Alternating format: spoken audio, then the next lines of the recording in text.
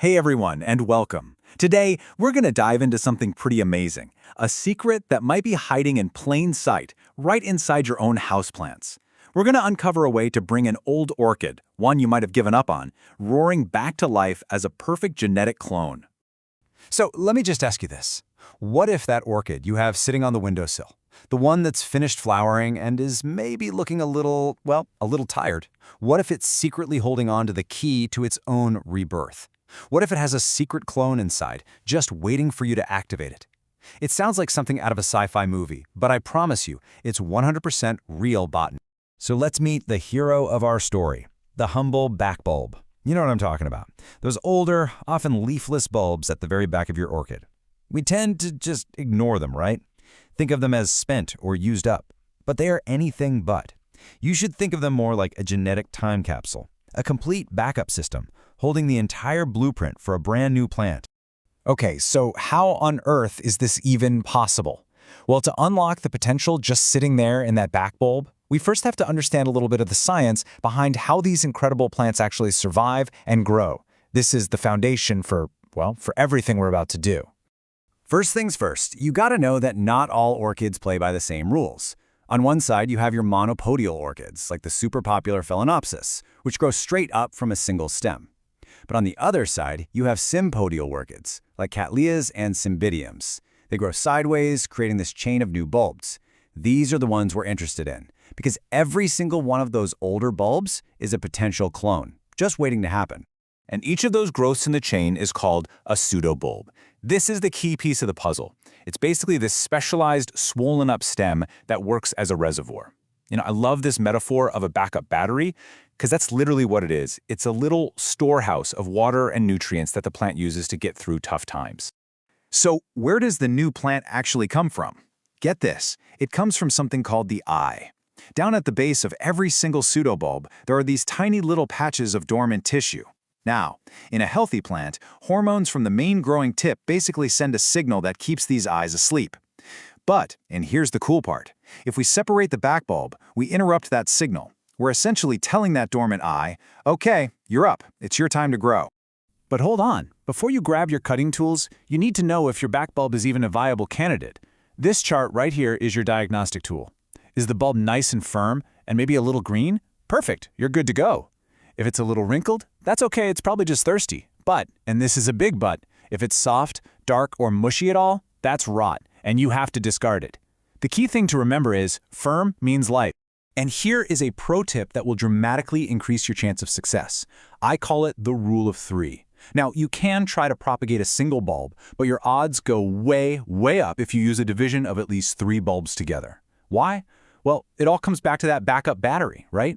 3 bulbs just provide a much bigger energy reserve to fuel all that new growth until it can support itself. All right, we've identified our candidate, we know the rule of 3, now comes the most critical moment of all, making the cut. You really have to think of this as a surgical procedure for your plant where precision is absolutely everything. Now, instead of just completely severing the division right away, which can really shock the plant, there's a much gentler, smarter method. It's called the V-shaped notch technique. You just make a partial cut into the rhizome. That's the part that connects the bulbs. This is just enough to interrupt those hormones and wake up the dormant eye, but you leave it attached to the mother plant until the new shoot actually appears. It's a fantastic, low-stress way to kickstart the whole process. I cannot stress this next point enough. Anytime you cut into an orchid, you're opening up a wound that's incredibly vulnerable to infection.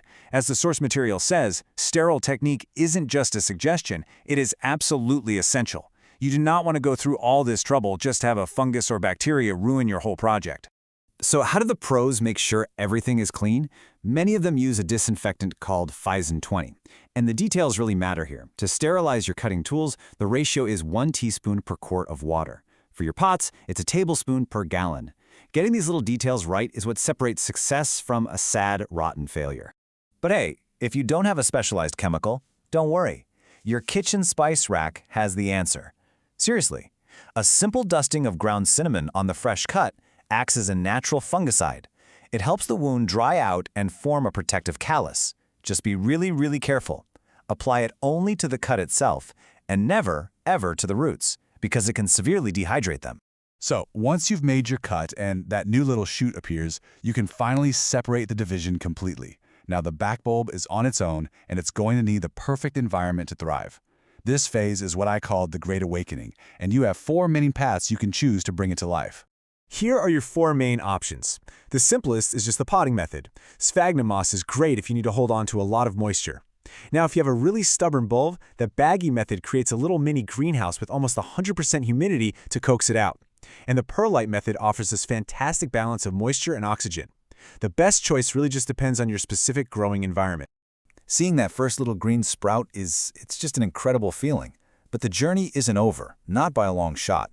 A sprout is not yet a plant. This next phase is all about careful, patient nurturing to get it to full independence. So for the first few months, that new shoot is basically a freeloader. It has no roots of its own yet, so it's drawing every bit of its energy from the old backbulb. To help it along, you can use a very diluted fertilizer, but you don't water the potting mix with it.